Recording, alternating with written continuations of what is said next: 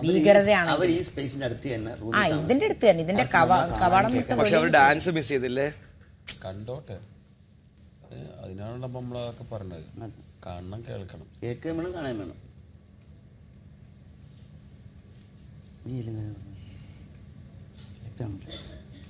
പിന്നെ ഡ്രാമ കളിച്ചിരിക്കും. ഒന്ന് പോടാ അവിടെ നല്ല ലെവലില് കേട്ടേക്കണം. അപ്പൊ ഡ്രാമ പിന്നെ ആണോ? അപ്പൊ ഡ്രാമ കളിച്ചതാ. അതിനുശേഷം ഒരു സീൻ ഉണ്ടായിരുന്നു. അയ്യോ, എന്താ പറയാ, ഞാൻ മനസ്സിലായി. ഞാൻ വേറെന്താ കേട്ടോ, നമ്മള് പറഞ്ഞ കേട്ടോ. പിന്നെ എല്ലാം കേൾക്കും. അല്ലടാ, കുളിച്ചോണ്ടിരുന്നപ്പോ അതിനെ തൊട്ട് ബാക്കിലല്ലേ എന്തായാലും. പിന്നെ അതിനുശേഷം ഇവിടെ സീൻ ക്രിയേറ്റ് ചെയ്യാണ്ടില്ലേ? ഡ്രാമ എവിടെ ഇരുന്നു? നീ പോവരുത്. പറയണ പോലെ തോന്നി. അത് എന്താന്ന് മനസ്സിലാക്കലാണ് നമ്മളെ ബുദ്ധി. അവരെന്താണ്, എന്തുകൊണ്ടായിരിക്കും അങ്ങനെ നീ ഇരിക്കുമ്പം പറയാതെ പറഞ്ഞു എന്ന് നിനക്ക് തോന്നിയത്? എന്തുകൊണ്ടായിരിക്കും? അവളുടെ വല്ല അല്ല അവളെ വിട്, നീ എന്റെ അവളെ കേസേ വിട്. ഞാൻ പറഞ്ഞുതരാം. ഇവരൊരു കാര്യം പറയുമ്പോ ഞാൻ അങ്ങനെ ചിന്തിക്കില്ല. ഇപ്പൊ ആണുങ്ങൾ വല്ല കോഡും പറയുമ്പോഴത്തേക്കും, വല്ല വേറെ എന്തെങ്കിലും ആണെങ്കിൽ ശ്രദ്ധിക്കാൻ പോണ്ട, ഇവരിങ്ങനത്തെ കോഡുകൾ പറയുമ്പോഴത്തേക്കും നമുക്ക് ഇപ്പൊ നമ്മൾക്ക് ഓരോരുത്തരെ പഠിച്ചല്ലോ, ഈ സിമിലാരിറ്റി, ഇവര് പറഞ്ഞ സിമിലാരിറ്റി ഇന്ന ആൾക്കുണ്ടല്ലോ. ഞാൻ പക്ഷെ കേട്ടില്ല. അതാണ് എന്റെ കുഴപ്പം. അതാണ് എന്റെ കുഴപ്പം. പലരും പല കോഡ് പറയുന്നത് എനിക്കൊന്നും മനസ്സിലാവാതെ. ശൈത്യ കേൾക്കേണ്ട കാര്യങ്ങളൊന്നും കേൾക്കത്തുമില്ല, കേൾക്കണം എന്നുള്ള കാര്യങ്ങൾ കേൾക്കത്തുമില്ല. രണ്ടാം സംഭവം അതാണ്. എന്താ പറഞ്ഞേ? എന്താ അതായത് ശരിയുള്ള കാര്യങ്ങൾ കേൾക്കില്ല. ആവശ്യമില്ലാത്ത കാര്യങ്ങളാണെങ്കിൽ ശൈത്യം കേൾക്കുകയും ചെയ്യും. ഇതിലേത് ശരി ഏത് തെറ്റാണെന്ന് മനസ്സിലാക്കാനുള്ള ബോധമില്ല. അതാണ് സത്യം. നിർത്തറ എന്താണ് മനസ്സിലാവാതെ?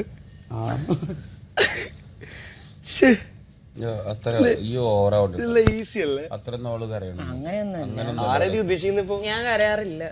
ശൈത്യൊന്നുമല്ല ഇത്. ശൈത്യൊന്നുമല്ല ഇത്. ശൈത്യം ഒരുപാട് മാറി. എന്താ നീ പറയണേ? ഒരുപാട് മാറി. ഞാൻ മാറിയിട്ടൊന്നും. ശൈത്യം മാറി നമുക്കറിയാലോ. ഞാൻ മാറിയെങ്കിൽ ഞാൻ നിങ്ങളോടൊന്ന് സംസാരിക്കും. അത്രയുള്ളൂ. ആ ഒരു മനസ്സിലാണിക്കാൻ. ശത്രുക്കളുടെ ശത്രുക്കള് ഒരു മിത്രാണെന്ന് അറിയോ? എല്ലാവരും അങ്ങോട്ടും കൂടി സംസാരിക്കും. എനിക്ക് ഒരാളോട് ഇഷ്ടമല്ല എന്ന് തോന്നിക്കഴിഞ്ഞാൽ ഞാൻ പിന്നെ അവരോട് മൈൻഡ് ചെയ്തിട്ട് സംസാരിക്കില്ല.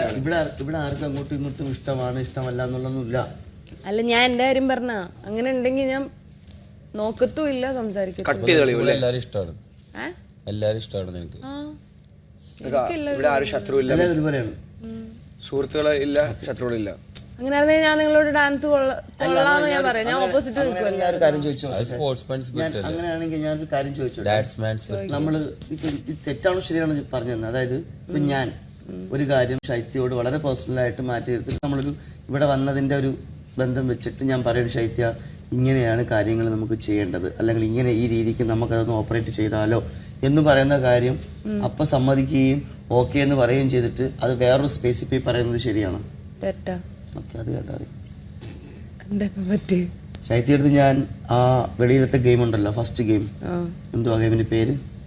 പുകഞ്ഞ പുറത്തുനിന്നുള്ള ഗെയിമില് ശൈത്യടുത്ത് വളരെ ക്ലിയർ ആയിട്ട് ഞാൻ ഇവിടെ ഇരുന്നൊരു കാര്യം പറഞ്ഞിട്ടുണ്ടായിരുന്നു. ശൈത്യം, നമുക്ക് ഷാനവാസ് എന്ന് പറയുന്ന വ്യക്തിനെ, അയാളുടെ വീക്കാണ് ഉറക്കം, അത് നമുക്ക് അടുത്ത് അയാളെ പുറത്ത് കൊണ്ട് കട്ടിലിൽ കൊണ്ട് കിടത്തണം എന്ന് വളരെ സീരിയസ് ആയിട്ട് സംസാരിക്കും. ഞാനും അക്ബർ ഉൾപ്പെടെ വളരെ സീരിയസ് ആയിട്ട് സംസാരിക്കും. അത് നമ്മുടെ ഗെയിം പ്ലാനിങ് കാര്യങ്ങളൊക്കെ ഓപ്പറേറ്റ് ചെയ്തിട്ട് ശൈത്യ അതിമനോഹരമായ രീതിയിൽ അത് ഷാനവാസിന്റെ അടുത്ത് പറയേണ്ട കാര്യം എന്തായിരുന്നു? അങ്ങനെയല്ല പറഞ്ഞ. ഇത് ആരാ പറഞ്ഞേ? പറഞ്ഞോ ഇല്ല? ആരാ പറഞ്ഞെന്ന് ആദ്യം പറഞ്ഞില്ലേ? ആരാ പറഞ്ഞെന്ന്? ഞാൻ അങ്ങനെ അല്ല പറഞ്ഞത്. ഞാൻ പറഞ്ഞത് രണ്ടാമത്തെ ദിവസത്തെ കാര്യം ഞാൻ പറഞ്ഞുതരാം. അത് ഓരോരുത്തരും ഞാൻ ബിൻസിനെ വേണം പിടിച്ചു നിർത്തിയിട്ട് പറയാം. എല്ലാവരും ഞാൻ പിടിച്ചു നിർത്തി. ഞാൻ പറഞ്ഞത് എന്താണെന്ന് വെച്ച് കഴിഞ്ഞാൽ, നമ്മള് ഇനിയും ഇൻഡിവിജ്വലി കളിക്കണം. നമ്മള് പേഴ്സണലി അറ്റാക്ക് ചെയ്യാനായിട്ട് ഞാൻ പറയാതെ പറഞ്ഞു, മനസ്സിലായോ? അതായത് പേഴ്സണലി അറ്റാക്ക് ചെയ്യുന്ന രീതിയിൽ വരാൻ ചാൻസ് ഉണ്ട്. അതുകൊണ്ട് നമ്മൾ ഇൻഡിവിജ്വലി കളിക്കണമെന്നാണ് പറഞ്ഞത്. ഞാൻ അത് ജിസേലിനോട് ചോദിക്കാം, ബിൻസിയോട് ചോദിക്കാം, ഷാനവാസക്കയോടും ചോദിക്കാം. ഷാനവാസ് ചോദിച്ചില്ല. അവര് ശരത്തും അക്ബറൊക്കെ വന്നിട്ട് ശൈത്യ വെച്ച് പ്ലാൻ ചെയ്തിട്ടുണ്ട്, അല്ലെങ്കിൽ ഇങ്ങനെ എന്നെ പുറത്താക്കും. അല്ല, ആദ്യം എന്നോട് പറഞ്ഞില്ലായിരുന്നു എന്താ നിന്റെ പ്ലാൻ, നീ ഇൻഡിവിജ്വലി കളിക്കണം, അത് മാത്രം ഞാൻ പറഞ്ഞു. അല്ലാണ്ട് നിങ്ങൾ പറഞ്ഞ കാര്യങ്ങളൊന്നും ഞാൻ പോയി പറഞ്ഞിട്ടില്ല. ഉറപ്പ്, 100% ഉറപ്പ്. ശരി, ഓക്കെ. വേണമെങ്കിൽ ഇനി നിങ്ങൾക്ക് ടിവിയിൽ വരുമല്ലോ, അപ്പൊ നിങ്ങൾ നോക്കിക്കോ. അതിലൊരു ഉറപ്പില്ലേ? എനിക്ക് ഉറപ്പാണ്. ഞങ്ങൾ കാണൂടെ അടുത്ത മാസം ടിവിയിൽ. ശരി. നമുക്ക് ഇങ്ങനെയുള്ള കാര്യങ്ങൾ വരുമ്പോഴേ നമുക്ക് ഞാൻ അങ്ങനെയാണെങ്കിലുണ്ടല്ലോ എനിക്ക് ഇവിടെ പല കാര്യങ്ങളും അവര് പറഞ്ഞത് ഇവിടെ പറയാം, ഇവിടെ പറഞ്ഞത് അവിടെ പറയാം. അങ്ങനെ ചെയ്യാറില്ല. ഇങ്ങനെയുള്ള കാര്യങ്ങൾ സംഭവിക്കുമ്പോ എന്താ പ്രശ്നം എന്ന് വെച്ച് കഴിഞ്ഞാൽ നമ്മളുടെ വിശ്വാസം നഷ്ടപ്പെടും. ആ വിശ്വാസം നഷ്ടപ്പെടുമ്പോഴാണ് ആ വിശ്വാസം പറഞ്ഞിട്ടില്ലെങ്കിൽ അത് ഓക്കെ. പക്ഷെ അങ്ങനെയുള്ള വിശ്വാസം നഷ്ടപ്പെടുമ്പോഴാണ് ഇപ്പൊ തൊട്ട് മുമ്പ് ഒരു സീൻ ക്രിയേറ്റ് ചെയ്യണ്ട, നമ്മൾ സംസാരിക്കുമ്പോൾ വ്യക്തമല്ലാത്ത രീതിയിൽ സംസാരിക്കുന്നത്. അതുകൊണ്ടാണ് ഞാൻ എവിടെ ഉറങ്ങും. ഞാൻ രണ്ടാമത്തെ ദിവസം അവരോട് എല്ലാവരോടും പറഞ്ഞത് നിങ്ങൾ ഇൻഡിവിജ്വലി കളിക്കണം, ഇനി ഗ്രൂപ്പ് പറ്റത്തില്ല, ഇൻഡിവിജ്വലി കളിക്കണമെന്ന് മാത്രമേ പറഞ്ഞുള്ളൂ. ഞാനും ഞാൻ കേട്ടുമല്ല എല്ലാം അറിഞ്ഞു. ചോദിച്ചു ഞാൻ കുളിച്ചിട്ടില്ല. ദൈവം പറഞ്ഞല്ലോ ഞാൻ കുളിച്ചിട്ടില്ല. ഞാനും ഞാൻ കുളിക്കാറുമില്ല. ഞാനും അങ്ങനെയൊക്കെയാണ് സ്ഥിതി. അങ്ങനെ എന്താ പറ്റിയ ശൈത്യ പറഞ്ഞു എന്നെ അങ്ങോട്ട് കൊണ്ടുപോയി. അവിടെ എത്തുന്നതിന് മുമ്പ് ഞാൻ ഉണർന്നു. ഇവിടുന്ന് കൊണ്ടുപോയോ? ഞാൻ അപ്പം ചോദിച്ചതാ, ഇവിടുന്ന് കൊണ്ടുപോയോ? ആ കൊണ്ടുപോയേട്ടാ, ഞാനവിടെ എത്താൻ നേരത്തെ ഇറങ്ങി കട്ടിൽ ഞാൻ ഇറങ്ങി ഞാൻ അറിഞ്ഞില്ലല്ലോ എന്ന് ഞാൻ പറഞ്ഞു. അത് ഞാൻ നിഷ്കളങ്കമായി സത്യസന്ധമായി പറഞ്ഞ കാര്യമാണ്. പക്ഷേ ഈ ശൈത്യയെ വിളിച്ചിട്ട് ഇവർ പറഞ്ഞിരിക്കുന്നത് നിന്നെ പൊക്കുമ്പോൾ ഇയാള് ഉറക്കം എണീറ്റിട്ട് നോക്കിക്കൊണ്ടിരിക്കായിരുന്നു, നിന്നെ കൊണ്ടുപോകുന്നത് നോക്കിക്കൊണ്ടിരിക്കായിരുന്നു എന്ന് ഇവർ ചെന്ന് പറഞ്ഞു കൊടുത്തിരിക്കുകയാണല്ലോ ശൈത്യയോട്. അവിടെ എണ്ണ ഒഴിച്ചു, കത്തിച്ചു, തെറ്റിദ്ധരിപ്പിച്ചു. ഇതാണ് ഇവർ കളിച്ചുകൊണ്ടിരിക്കുന്നത്. ഇതൊക്കെ ദൈവം എന്ന് പറഞ്ഞ ആള് കാണുന്നുണ്ട്, ഓഡിയൻസും കാണുന്നുണ്ടല്ലോ. അവർക്കുള്ള മറുപടി അവർ കൊടുത്തോളും. ഇങ്ങനെ കുറെ എണ്ണ കോരി ഒഴിച്ച് കത്തിച്ചു കഴിഞ്ഞാലാണ് ഇത് പ്രശ്നമാണ്. പ്രശ്നം സോൾവ് ആവാതിരിക്കുമ്പോൾ അതിനകത്ത് പോയി നമ്മൾ എന്ത് ഇപ്പോൾ കൂട്ടത്തിൽ കിടന്ന ഞാനത് പഠിച്ചിട്ടില്ല ബ്രോ. അതെ, നമുക്ക് എന്തിനാ അങ്ങനെ അല്ല. പിന്നെ ഇവരുടെ കളി മറ്റുള്ളവർക്ക് പറഞ്ഞ് മനസ്സിലാക്കി കൊടുക്കാം, അത് നമ്മൾ ചെയ്യും. നിങ്ങൾ തന്നെ ഒന്ന് ചിന്തിച്ച് നോക്കും. ഇങ്ങനെ അങ്ങനെ കള്ളക്കളി ഒരു 2 കൂട്ടർ കിടന്ന് അടി കൂടുന്നു. ഇത് ചിലപ്പോൾ ഒരു 12 പേര് കാണും, അല്ലെങ്കിൽ ഒരു 16 പേര്, 6 പേര് അല്ലെങ്കിൽ 7 പേര് 6 പേര് തമ്മിൽ അലച്ചുകൊണ്ടിരിക്കുമ്പോൾ ഇതിനകത്ത് നമ്മൾ എന്നിട്ട് വീണ്ടും അലയ്ക്കുന്നതാണോ നിങ്ങൾക്ക് ശരിയെന്ന് തോന്നുന്നത്? അല്ല, അതോ ഈ പ്രശ്നത്തിന് സോൾവ് ആക്കിയിട്ട് 2 പേരെ മാറ്റിയിരുത്തി അതവിടെ ഗ്രൂപ്പ് കളിക്കാണ് അല്ലേ? ഇതല്ലേ ശരിയായിട്ടുള്ള നടപടി? ഇന്നലെ ആ കുപ്പിയുടെ പുറത്ത് ഫേസ് വാഷോ ക്രീമോ എന്തോ ആയിക്കോട്ടെ, അത് യൂസ് ചെയ്യാൻ പാടില്ലാത്ത സാധനം. അതെ, നമുക്കറിയില്ലല്ലോ. ആ സാധനം ജിസയിൽ പറയുമ്പോൾ ഈ ക്രീമിനെ കുറിച്ച് ഞാൻ ഇവിടെ സംസാരിച്ചില്ല, ചോദ്യം ചെയ്യില്ല എന്നുള്ള ക്യാപ്റ്റൻ എന്നുള്ള രീതി ഞാൻ ചോദ്യം ചെയ്തില്ല എന്നുള്ളത് ബിഗ് ബോസ് ചോദ്യം ചെയ്യും എന്നെ. ബിഗ് ബോസ് എന്നെ ചോദിക്കും. ഈ ചോദിക്കുന്നതിന് മുമ്പ് തന്നെ ഈ സാധനം ഞാൻ അവരെ ചോദ്യം ചെയ്ത് കഴിഞ്ഞാൽ എൻ്റെ ഭാഗം ക്ലിയറായി. അത് നമ്മൾ അറിയാത്ത ഇന്നലെ അവിടെ കണ്ടപ്പോൾ കുറച്ചൊക്കെ നമ്മൾ കണ്ണടച്ച് വിട്ടതാ. രാവിലെ മുതലേ പിള്ളേർ പറയുന്നുണ്ട് മുഖത്ത് മറ്റേ മേക്കപ്പ് ഇട്ടിട്ടുണ്ട്, ലിപ്സ്റ്റിക്ക് ഇട്ടിട്ടുണ്ട് എന്ന് രാവിലെ മുതലേ പറയുന്നുണ്ട്. ഞാനിതൊരു വഴക്കായിട്ട് പോകണ്ട, കണ്ണടച്ച് രാത്രി ഉറങ്ങാൻ കിടക്കുന്നവരെ കൊണ്ടുപോയതാ. അതിൻ്റെ ഇടയിൽ ഇവർ പ്രശ്നം ഉണ്ടാക്കിയതാ. പിന്നെ പ്രശ്നം ഉണ്ടാക്കുമ്പോൾ ക്യാപ്റ്റൻ എന്നുള്ള രീതിയിൽ ഇടപെടാതിരിക്കാൻ പറ്റില്ല. ഈ സംഗതി ഇങ്ങനെ ഒരു ഇഷ്യൂ ആയപ്പോൾ അക്ബർ വന്ന് പറയുന്നത് എന്താ അറിയോ? അക്ബർ വന്ന് പറയുന്നത് ഇത് അവളുടെ ഗെയിമാണെന്ന്, ഈ ക്രീം വെക്കുന്നത് അവളുടെ ഗെയിമാണ്. ബിഗ് ബോസ് എന്തിനാണ് ഈ സീസൺ 7 നിങ്ങൾ മറ്റേ ഇവിടുത്തെ നിയമം പാലിക്കാത്തതുകൊണ്ട് നിർത്തി വെക്കണം എന്നുള്ളത് പറഞ്ഞു അല്ലേ?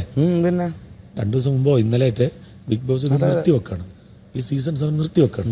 കാരണം നിങ്ങൾ ബിഗ് ബോസ് ഹൗസിലെ നിയമങ്ങൾ പാലിക്കുന്നില്ല. ഇത് നിയമങ്ങൾ പാലിക്കാൻ പറഞ്ഞ സാധനമാണിത്. ഈ സ്വന്തം മറ്റുള്ളവരുടെ ഷെയർ ചെയ്യോ സ്വന്തം കൊണ്ടുവന്ന സാധനങ്ങൾ യൂസ് ചെയ്യോ ചെയ്യാൻ പാടില്ല എന്ന് പറഞ്ഞത് ബിഗ് ബോസ് ആണ്. അത് പാടില്ല എന്ന് പറഞ്ഞ സംഗതി ചെയ്തുകൊണ്ടാണ് ഇത് സീസൺ 7 നിർത്തിവെക്കാന്ന് പറഞ്ഞത്, ഷോ നിർത്തിവെക്കാന്ന് പറഞ്ഞത്. അപ്പോൾ ആ നിർത്തിവെക്കാൻ പറഞ്ഞ നിയമത്തിന് അതീതമായുള്ള കാര്യം നിയമലംഘനം ഗെയിമായിട്ട് കൂട്ടാൻ പറ്റുമോ? ഒരിക്കലും ഇല്ല. നിയമം പാലിക്കല്ലേ വേണ്ടത്. നിയമം ലംഘിക്കുന്നത് ഗെയിമായിട്ട് കൂട്ടാൻ പറ്റുമോ? നിയമം ലംഘിക്കുന്നത് ഗെയിമാണെന്ന് അക്ബർ പറയുന്നത്. അല്ല, ക്യാപ്റ്റൻ ആയതുകൊണ്ട് തന്നെ അത് ചോദിച്ചേ പാടുള്ളൂ. ഇല്ലെന്നുണ്ടെങ്കിൽ നിയമലംഘനം ഗെയിമാണെന്നാ പറയണത്. അത് മാത്രമല്ല, നാളെ ലാലേട്ടൻ വന്ന് നിങ്ങളുടെ ചോദിക്കും, വേറെ ആരും ചോദിക്കും. ഞാൻ പറയാം ക്യാപ്റ്റൻ എന്നുള്ള നിലയ്ക്ക് ക്യാപ്റ്റൻ ആരാണ് അവരോടെ ചോദിക്കുള്ളൂ. ഞാൻ പറയാമല്ലോ, ഞാൻ ഉള്ള കാര്യം തുറന്ന കാര്യം പറയും. ഞാനിവിടെ ഒരു ഫേവറിസവും കാണിക്കുന്നില്ല. അതല്ല, ചിലരെ ഒറ്റപ്പെടുത്തുമ്പോൾ നമ്മൾ അവരെ കൂടെ നിൽക്കും. ചിലരെ ടാർഗറ്റ് ചെയ്തിട്ട് ആക്രമിക്കുമ്പോൾ നമുക്ക് അവരെ കൂടെ നിൽക്കേണ്ടി വരും അല്ലേ? മനഃപൂർവ്വം അവരെ ടാർഗറ്റ് ചെയ്ത് ടീമായിട്ട് ഗ്രൂപ്പായിട്ട് അവരെ ആക്രമിക്കുമ്പോൾ ചിലപ്പോൾ അവരുടെ അടുത്ത് ശരിയുണ്ടെന്നുണ്ടെങ്കിൽ അവരെ കൂടെ നിൽക്കേണ്ടി വരും. തെറ്റാണെങ്കിൽ നമ്മൾ ചൂണ്ടിക്കാണിക്കുകയും ചെയ്യും. അത് ആര് ചെയ്താലും. അങ്ങനെയൊക്കെ കളിച്ചിട്ട് ഇവിടെ പോവുകയാണെങ്കിൽ പോയാൽ മതി. നമുക്കൊരു വ്യക്തിത്വമുണ്ട്, ഒരു ആദർശമുണ്ട്, ഒരു നിലപാടുണ്ട്. അത് എന്തിനെങ്കിലും വേണ്ടിയിട്ട് കളഞ്ഞു വിളിക്കാനൊന്നും നമ്മളെ കൊണ്ട് പറ്റില്ല. എന്ത് കാണിച്ചാലും എങ്ങനെ ഈ തെണ്ടിത്തരം കാണിച്ച് നിൽക്കേണ്ട ആവശ്യമൊന്നും. തെണ്ടിത്തരം കാണിച്ചാൽ എല്ലാവരും അല്ലേ പുറത്തു പോകാം. അതെ, നമ്മളെ ആൾക്കാർ ഇപ്പം ഇതുവരെ ഞാൻ നോമിനേഷൻ വന്നിട്ടില്ല, എന്തോ ഭാഗ്യം. വന്നു കഴിഞ്ഞാൽ തന്നെ ആൾക്കാർക്ക് എന്നെ ഇഷ്ടപ്പെട്ടല്ലേ വോട്ട് ചെയ്യൂ. അത്രേ ഉള്ളൂ. അല്ലാതെ ഇഷ്ടപ്പെടാത്ത ഒരു വ്യക്തി ഞാൻ എനിക്കിവിടെ ഫേക്ക് കളിക്കാൻ പറ്റില്ല. അപ്പം അങ്ങനെയുള്ളവർക്ക് ഗെയിം കളിക്കും, ഇല്ല. അതെ, നമുക്ക് പറ്റുന്നതിന്റെ മാക്സിമം എഫോർട്ട് ഞാൻ ചെയ്യും. എന്നെ കൊണ്ട് പറ്റുന്നതിന്റെ മാക്സിമം ഫിസിക്കൽ ആക്ടിവിറ്റി നമ്മൾ ഇവിടുന്ന് വീട്ടിൽ നിന്ന് ബിഗ് ബോസ് സീസൺ 7 കപ്പ് ഉയർത്താന്ന് പറഞ്ഞ് വാക്കും കൊടുത്ത് പോകുന്നതല്ല. നമുക്ക് കിട്ടുക ഇതെന്റെ ജോലിയുടെ ഭാഗം. എനിക്ക് കിട്ടിയ വലിയൊരു ഭാഗ്യമാണത്. ഇവിടെ എന്നെ വിളിച്ചിട്ട് ബിഗ് ബോസ് എനിക്ക് ഇങ്ങനെ ഒരു ഓപ്പർച്യൂണിറ്റി തരുമ്പോൾ അത് 2 കൈ നീട്ടി സ്വീകരിക്കല് എന്റേതാ. ഇതൊന്ന് മുഖം തിരിച്ചു കഴിഞ്ഞാൽ ഞാൻ പിന്നെ ഏതെങ്കിലും കാലത്ത് ദൈവമേ റിഗ്രറ്റ് ചെയ്യരുത്, ഞാൻ എനിക്ക് കിട്ടിയൊരു അവസരം കളഞ്ഞു കുളിച്ചല്ലോ എന്നെനിക്കൊരു നഷ്ടബോധം ഉണ്ടാകാൻ പാടില്ല. എനിക്ക് കിട്ടിയ നല്ലൊരു പ്ലാറ്റ്ഫോം ഞാൻ യൂസ് ചെയ്യാം. അല്ലാതെ ഇവിടെ കപ്പടിച്ചിട്ട് അവിടെ പോയിട്ട് അർമാതി എനിക്ക് അതിൻ്റെ ആവശ്യമല്ല. ഞാൻ ഇത് ചെയ്യാൻ വന്നത് ഇവിടെ ഗെയിം കളിക്കാനാണ്. ഇവിടെ മാക്സിമം നമ്മൾ ഔട്ട്പുട്ട് മാക്സിമം കൊടുക്കും. വിൻ ചെയ്യാൻ വേണ്ടി മാക്സിമം ശ്രമിക്കും. ഒരാളെന്നില്ലാതെ അങ്ങോട്ടും ഇങ്ങോട്ടും 2 ഗ്രൂപ്പായി. ശ്രദ്ധിച്ചോ നിങ്ങൾ?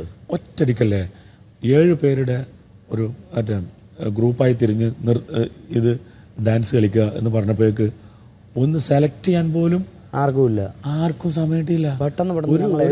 ഒരു വിഭാഗത്തിന് ഒരു കൂട്ടം ആൾക്കാരെ ഒരു വിഭാഗമാക്കിയിട്ട് മാറ്റി, എന്നിട്ട് അവരൊരു വിഭാഗമായിട്ട് മാറിയിട്ട് ഒരു നിമിഷം പോലും ഇല്ലാതെ ശരിക്കും നമ്മളേ ഉള്ളൂ. ആലോചിച്ച് നോക്ക്, ഒരു നിമിഷം പോലും വേണ്ടില്ല അവർക്കൊരു ഗ്രൂപ്പ് ഉണ്ടാക്കാൻ. അതിന്റെ അർത്ഥം എന്താ? ഇതിൽ സൈലന്റ് ആയിട്ട് ഈ ഗ്രൂപ്പിസം അവിടെ നടന്നുകൊണ്ടിരിക്കുകയാണ്. കിട്ടിയ ചാൻസ് ഒന്നപ്പോൾ ഒറ്റടിക്ക് ഇതിനകത്ത് 2 സംസാരിക്കുന്നവരുണ്ട്. എന്നെ സംബന്ധിച്ചിടത്തോളം ഞാൻ 2 സംസാരിക്കാനൊക്കെ നിൽക്കുന്നവരാണ്. അത് നമ്മൾ സൈലന്റ്, നമ്മൾ ഈ പറയുന്ന പോലെ ആവശ്യമില്ലാത്ത ഉടക്കം കാര്യങ്ങളും ഇല്ലാതെ പോകുന്നവരെന്തായി? അവർ സൈലന്റ്, അതായത് അവർ ആക്റ്റീവ് അല്ല. ആക്റ്റീവ് അല്ല. ഇത് 2 അടി ഉണ്ടാക്കാതെ നമ്മൾ നമ്മുടേതായിട്ടുള്ള രീതിയിൽ നമ്മൾ കോംപ്രമൈസ് ചെയ്തും റിയാക്ട് ചെയ്യാൻ അത്രേ ഉള്ളൂ. അല്ലാതെ അനീഷ് പിടിക്കണ മാതിരി വെറുതെ പള്ളി പിടിച്ച് നടക്കല്ല വേണ്ടത്. എന്റെ പ്രേക്ഷകർ എന്നെ പായിക്കുന്നു അന്നേ ഞാൻ പോകും. അതെ, അപ്പൊ എന്തായാലും സുരേഷ് പോകത്തില്ല. ആ ഒരു കോൺഫിഡൻസ് ആണ്. ഫാൻസും ചെറിയ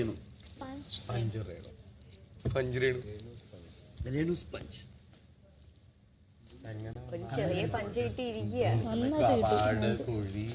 രേണുജി നല്ലോണം കളിച്ചിട്ടായിരുന്നല്ലേ ഗെയിം, നല്ല എഫേർട്ട് ആണ്.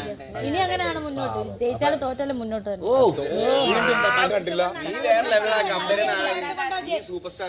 ആരുടെ ഉപദേശം കൊണ്ടോ ജയിലിൽ പോയത് കൊണ്ടോ അല്ല രേണുസുതിക്ക് ഒരു വേദി കിട്ടിയത് ഇന്നലെയാണ്. സോ ചുമ്മാ വഴി കൂടെ നടന്നു ഇതിലെ നടന്ന് ബഹളം വെക്കുന്നോണ്ട് ഞാൻ ജയനെ കാണിച്ച് ആരെങ്കിലും അംഗീകരിക്കൂ? ഇല്ല.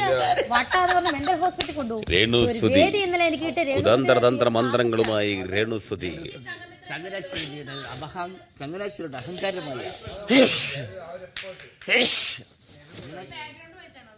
ചങ്ങനാശ്ശേരി നാടിന്റെ മുഴുവൻ സപ്പോർട്ടുമായി രേണുസുതി.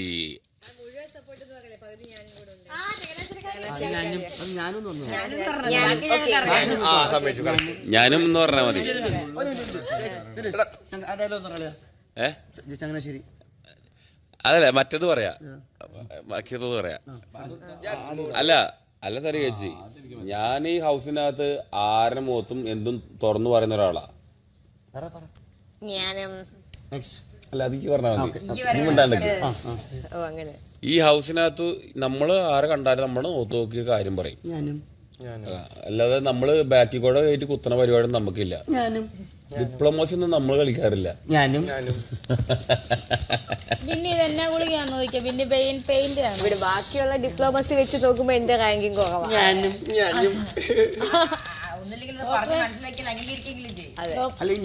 ഒരൊറ്റ വിഷയത്തിൽ മാത്രമേ നമ്മൾ തോറ്റുപോയത്.